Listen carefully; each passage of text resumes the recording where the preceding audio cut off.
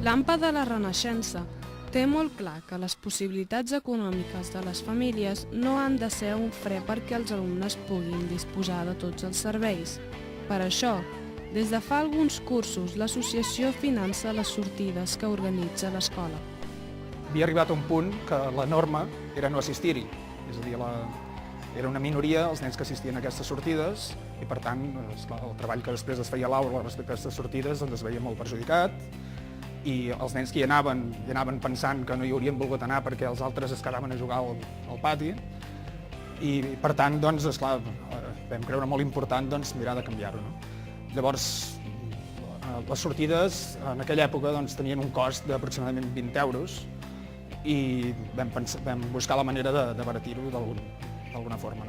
Llavors això s'ha fet un treball, diguéssim, conjunt amb l'equip de mestres, que ells, diguéssim, que s'han compromès a buscar sortides més econòmiques i llavors nosaltres, part del nostre pressupost, el dediquem a subvencionar aquestes sortides. La qüestió és que les sortides han acabat sortint molt més a bon preu i el bon preu ha redondat amb molta més participació, d'anar-hi un 30-40% a arribar a un 80%.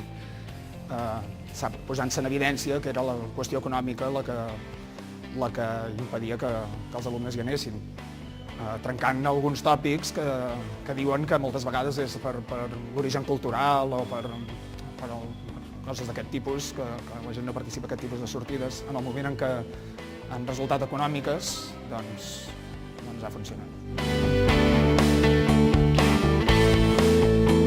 Igualment, tots els alumnes de l'escola, sense excepció, disposen a l'inici del curs del xandall de l'escola i de llibres que són reutilitzats.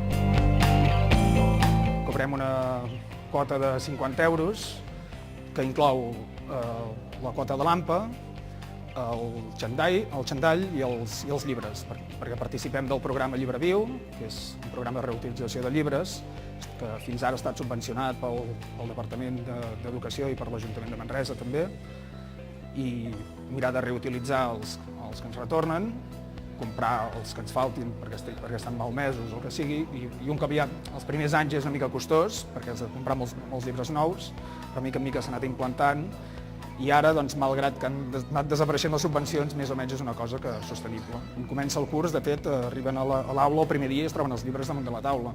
Això quan abans passava que passaven 15 dies que havia començat l'escola i la meitat no tenien llibres encara, i moltes vegades no perquè les famílies no volguessin, sinó perquè els mateixos punts de venda s'esgotaven i hi havia problemàtiques de molts tipus. Les famílies paguen una quota anual de 50 euros i poden disposar de tots aquests serveis. Només es paguen, a part, les activitats extraescolars a un preu simbòlic. L'AMPA s'ha espavilat per obtenir altres recursos addicionals. Fa poc, per exemple, van rebre ingressos provinents de contribuents que opten per l'objecció fiscal. En tot cas, l'aposta de l'AMPA és treballar per la bona convivència i fomentar l'intercanvi i la igualtat d'accés a les activitats. Hi ha un cert estigma a aquesta escola, i suposo que l'estigma és per l'origen de les famílies que porten els seus fills a aquesta escola.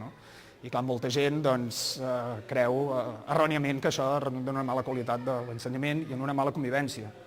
I nosaltres, per la nostra experiència, podem dir que no és així. No només no és així, sinó que, a diferència del que pensa la majoria de la gent de que la diversitat a aquesta escola és un problema, creiem que en aquesta escola els nens com a mínim no són ni més ni menys diversos que en altres escoles, perquè pel que fa al seu origen socioeconòmic són tots bastant iguals aquí. Vull dir que depèn de com s'entengui la diversitat, aquesta escola és menys diversa que moltes altres. Aquí hi ha diversitat en l'origen de les famílies dels nens, però en la seva vida diària els nens d'aquesta escola tenen rutines molt similars i per tant hi ha una convivència fantàstica.